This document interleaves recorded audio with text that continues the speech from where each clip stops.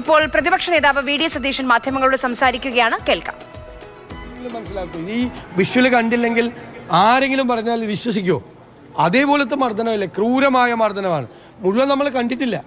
നമ്മൾ കാണാത്ത സ്ഥലത്ത് വെച്ച്, ക്യാമറ ഇല്ലാത്ത സ്ഥലത്ത് വെച്ചും അതിനേക്കാൾ ക്രൂരമായി മർദ്ദിച്ചിട്ടുണ്ട്. കണ്ട സ്ഥലം മതിയല്ലോ, കാണാത്ത സ്ഥലത്തും ക്രൂരമായി മർദ്ദിച്ചിട്ടുണ്ട്. ഒരു വിട്ടുവീഴ്ചയില്ല ഇക്കാര്യത്തിൽ. ഇതാണ് കേരളത്തിലെ പോലീസ്. ഞങ്ങൾ ആദ്യം മുതൽ തന്നെ ആരോപണം ഉന്നയിക്കുകയാണ്, മുഖ്യമന്ത്രിയുടെ ഓഫീസിലെ ഉപജാപക സംഘമാണ്. മുഖ്യമന്ത്രിയല്ല, മുഖ്യമന്ത്രിക്ക് ഒരു നിയന്ത്രണവും ഇല്ല.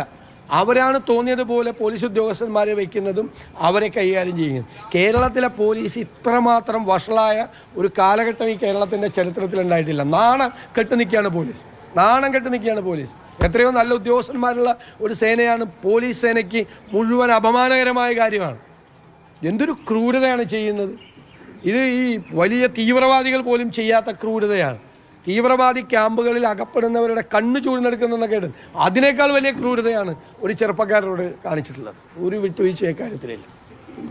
അയ്യപ്പ സംഘവുമായി ബന്ധപ്പെട്ട് ഇന്നലെ കോടതിയുടെ ഭാഗത്ത് വലിയ വിമർശനം ഉണ്ടായിരുന്നു. സുതാര്യതയില്ല എന്നാണ്. ഇത് എല്ലാവരും അത്ഭുതപ്പെടുകയല്ലേ. കാരണം 10ാമത്തെ കൊല്ലം തെരഞ്ഞെടുപ്പിന് തൊട്ട് മുമ്പ് ഒരു അയ്യപ്പ ഭക്തി. ഇവരുടെ പശ്ചാത്തലം എന്താണ്? അയ്യപ്പ ഭക്തിയുടെ ഇവരുടെ പശ്ചാത്തലം ആചാര ലംഘനം നടത്തുന്നതിന് വേണ്ടി പോലീസിനെ ഉപയോഗിച്ച് ക്രൂരമായി പെരുമാറി. അവിടെ നാമജപ ഘോഷയാത്ര ഉൾപ്പെടെ സമാധാനപരമായി നടത്തിയ ആളുകൾക്കെതിരായി കേസെടുത്തു. ശബരിമലയിലേക്ക് കഴിഞ്ഞ 10 വർഷം തിരിഞ്ഞു നോക്കിയിട്ടില്ല. വികസനം ഞാൻ പറഞ്ഞല്ലോ, UDF ഗവൺമെൻറ് ഉണ്ടായിരുന്ന സമയത്ത് 112 ഏക്കർ വനഭൂമി വാങ്ങിച്ച് അതിന് പകരം വനഭൂമി വനവകുപ്പിന് അക്വയർ ചെയ്ത് ഇടുക്കി ജില്ലയിൽ കൊടുത്ത് നിരവധി വികസന പ്രവർത്തനങ്ങൾ നടത്തി. ഇപ്പം 10ാമത്തെ കൊല്ലം തെരഞ്ഞെടുപ്പായപ്പോൾ തെരഞ്ഞെടുപ്പിൻ്റെ സായാഹ്നത്തിലാണ് ശബരിമലയിലെ മാസ്റ്റർ പ്ലാൻ. എങ്ങനെയുണ്ട് ശബരിമലയിലെ മാസ്റ്റർ പ്ലാനെ കുറിച്ച് ആലോചിക്കുന്നത്? തെരഞ്ഞെടുപ്പ് അടുക്കുമ്പോഴുള്ള ഈ അയ്യപ്പ ഭക്തി എന്താണെന്ന് കേരളത്തിലെ സാമാന്യ യുക്തിയുള്ള അയ്യപ്പ ഭക്തർക്ക് അത് തിരിച്ചറിയും എന്ന കാര്യത്തിൽ സംശയമില്ല. ഞങ്ങൾ ഉയർത്തിയ ചോദ്യങ്ങളുണ്ട്. സുപ്രീം കോടതിയിലെ അഫിഡവിറ്റ്, സത്യവാങ്മൂലം ഇപ്പോഴും ഉറച്ചു നിൽക്കുന്നുണ്ടോ? 1. എടുത്ത കേസുകൾ പിൻവലിക്കാൻ തയ്യാറുണ്ടോ? 2. ശബരിമലയിലെ ഇത്രയും നാൾ വികസന പ്രവർത്തനം എന്തുകൊണ്ട് നടത്തിയില്ല? 82 ലക്ഷമാണ് കവനൻ്റ് പ്രകാരം കൊടുക്കേണ്ടത്. അത് ആന്റണി സർക്കാർ ഉയർത്തിയ തുകയാണ്. 10 കോടി കൊടുക്കുമെന്നാണ് പറയുന്നത് ബഡ്ജറ്റ്. അവസാനം 82 ലക്ഷം പോലും കൊടുത്തിട്ട് 3 വർഷമായി കൊടുത്തിട്ടില്ല പൈസ. അവിടെ വലിയ പ്രതിസന്ധിയിലാണ് ബോർഡ് പോകുന്നത്. അപ്പോൾ ബോർഡിലെ ശമ്പളം കൊടുക്കാൻ വേണ്ടിയിട്ട് കാണിക്ക പൊട്ടിച്ചുകൊണ്ടിരിക്കുക എല്ലാ അമ്പലത്തിലെ. ഈ സ്ഥിതിയിൽ നിൽക്കുക. അപ്പോഴാണ് തെരഞ്ഞെടുപ്പ് അടുത്തപ്പോഴുള്ള ഈ അയ്യപ്പ സ്നേഹം, ഈ കാപഢ്യം, ഈ രാഷ്ട്രീയ മുതലെടുപ്പ് കേരളത്തിലെ ജനങ്ങൾ, അയ്യപ്പ ഭക്തർ, വിശ്വാസികൾ തിരിച്ചറിയും എന്ന കാര്യത്തിൽ യാതൊരുവിധ സംശയമില്ല.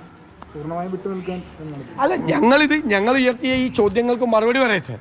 നമ്മളവിടെ പോകുന്നോ ഇല്ലേ എന്നുള്ളതൊക്കെ ഇറലവൻ്റാണ്. രാഷ്ട്രീയ സമ്മേളനമല്ലല്ലോ അവിടെ നടക്കുന്നത്. ഞങ്ങൾ പോകുന്നോ ഇല്ല എന്നുള്ളതല്ലല്ലോ വിഷയം. ഈ ചോദ്യങ്ങൾക്ക് മറുപടി പറയും. ഈ ചോദ്യങ്ങൾ ഉത്തരം ആരും പറയുന്നില്ല.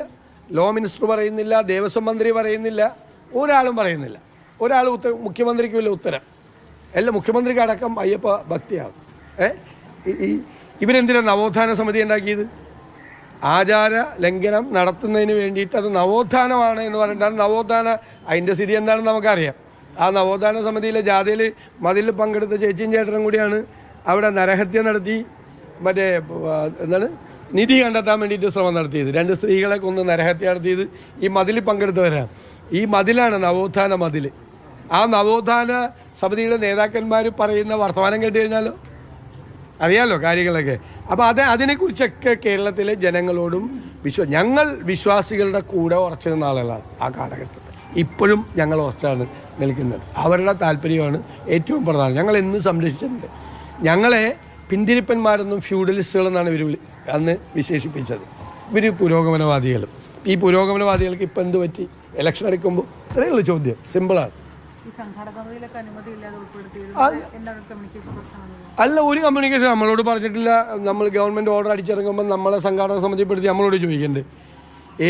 ഇപ്പോൾ ഓണാഘോഷം നടന്നാലും രക്ഷാധികാരിയായിട്ട് വെക്കണമെങ്കിൽ ചോദിച്ചിട്ടില്ല. പിന്നെ പറഞ്ഞ് എൻ്റെ വീട്ടിലേക്ക് വരുന്ന കാര്യം എന്നോട് പറഞ്ഞില്ല. എൻ്റെ വീട്ടിൽ വന്നൊരു ലെറ്റർ കൊടുത്ത് പുറത്ത് പോയി ഞാൻ കാണാൻ കൂട്ടാക്കിയില്ലെന്ന് പറഞ്ഞാൽ ഞാൻ പറഞ്ഞില്ല, ഇനി വന്നാലും ഞാൻ കാണാം, പക്ഷെ അറിയിച്ചിട്ട് വരണം. ഇദ്ദേഹം എപ്പോഴാണ് വരുന്നതെന്ന് തൊട്ട് രാവിലെ തൊട്ട് രാത്രി വരെ എനിക്ക് കാത്തിരിക്കാൻ പറ്റുമോ?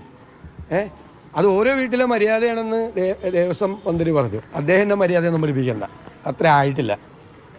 അത്ര ആയിട്ടില്ല. ആ മര്യാദ ഞാൻ ആര് വന്നാലും കാണുന്ന ആളാണ്. ആര് വന്നാലും എൻ്റെ ശത്രുക്കൾ വന്നാലും കാണുന്ന ഒരാളാണ്. ഒരു പരാതി എനിക്കില്ല. കാരണം നമ്മളൊരു ഔദ്യോഗിക സ്ഥാനത്ത് നമ്മളിരിക്കുകയാണ്.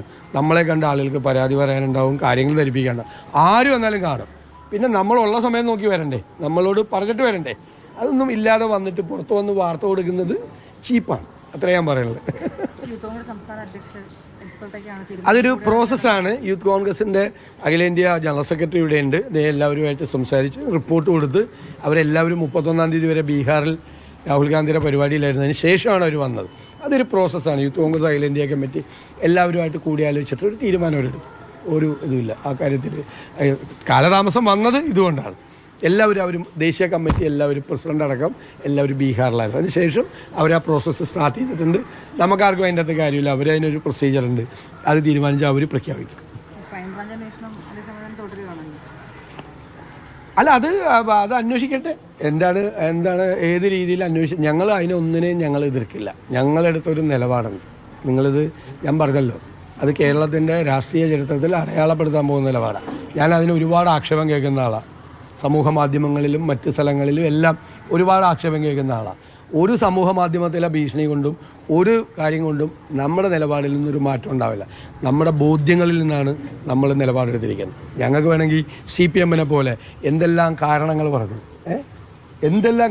പറഞ്ഞ് FIR ഇല്ല, കംപ്ലൈൻ്റ് ഇല്ല, അങ്ങനെയില്ല, ഇങ്ങനെയില്ല, എന്തൊക്കെയാണ് പറയട്ടെ. CPM നേതാക്കൾ ഓരോ ഇതിലും വിടുന്നു. അതൊന്നും ഞങ്ങൾ ചെയ്തില്ലല്ലോ. ഞങ്ങൾ കൂടിയാലോചിച്ച്, ഞങ്ങൾ നേതാക്കന്മാർ കൂടിയാലോചിച്ച് ഞങ്ങൾ യുനാനിമസായിട്ട് ഏകകണ്ഠമായി ഒരു തീരുമാനമെടുത്തു. ആ തീരുമാനത്തിൽ ഞങ്ങൾ ഉറച്ചു നിൽക്കുന്നു. ആ തീരുമാനത്തിൽ യാതൊരു മാറ്റവും. ആ തീരുമാനം ഞങ്ങളുടെ ബോധ്യങ്ങളിൽ നിന്നും ഞങ്ങളുടെ അറിവുകളിൽ നിന്നും ഞങ്ങളെടുത്ത തീരുമാനമാണ്. അത് സ്ത്രീകളോടുള്ള ബഹുമാനത്തിൻ്റെ, കോൺഗ്രസ് പ്രസ്ഥാനത്തിൻ്റെ ബഹുമാനത്തിൻ്റെ ഇതുകൂടിയാണ്. അതിൻ്റെ പേരിൽ എന്ത് ആക്ഷേപം കേൾക്കാൻ, എന്തു പറഞ്ഞാലും. ഇപ്പോൾ അല്ലെങ്കിൽ തന്നെ CPM ഇറങ്ങിയിരിക്കുകയാണ്. നമ്മളെ ടാർഗറ്റ് ചെയ്ത് ഡെയിലി 10 കാർഡും 10 വീഡിയോയും ഇറക്കണം എന്നുള്ള നിർദ്ദേശമാണ് പോയിരിക്കുന്നത്. എല്ലാ ദിവസവും ഒരുപാട് കാർഡുകൾ ഇറക്കുന്നുണ്ട്. പ്രതിപക്ഷ നേതാവ് VD സതീശൻ മാധ്യമങ്ങളോട് സംസാരിക്കുകയായിരുന്നു. 3 പ്രധാനപ്പെട്ട കാര്യങ്ങളിലാണ് അദ്ദേഹത്തിന്റെ പ്രതികരണം. ഒന്ന്, കുന്തംകുളത്തെ യൂത്ത് കോൺഗ്രസുകാരനെ പോലീസ് അതിക്രൂരമായി മർദ്ദിച്ചതിൽ അതിൽ ശക്തമായ പ്രതിഷേധമുണ്ടാകും. സർവീസിൽ തുടരാൻ ആ പോലീസുകാരെ അനുവദിക്കില്ല. അതാണ് കോൺഗ്രസിന്റെ നിലപാട്. മറ്റൊന്ന്, ആഗോള അയ്യപ്പ സംഗമമാണ്. അതിൽ കുറച്ച് ചോദ്യങ്ങൾ കോൺഗ്രസ് ചോദിക്കുന്നുണ്ട്, പ്രതിപക്ഷം ചോദിക്കുന്നുണ്ട്. അതിനുള്ള മറുപടി ആദ്യം പറയട്ടെ സർക്കാർ. അതിനുശേഷം പങ്കെടുക്കണമോ വേണ്ടോ എന്നുള്ള കാര്യത്തിൽ തീരുമാനമെടുക്കാം എന്നുള്ളതാണ്. അതോടൊപ്പം തന്നെ PS പ്രശാന്ത് വീട്ടിൽ വന്ന കാര്യത്തിലും രാഹുൽ മാങ്കൂട്ടത്തിനെതിരെ ശക്തമായ നടപടിയെടുത്ത് മാതൃക കാണിച്ചു കഴിഞ്ഞു കോൺഗ്രസ് എന്നുള്ളതാണ് VD സതീശന്റെ നിലപാട്.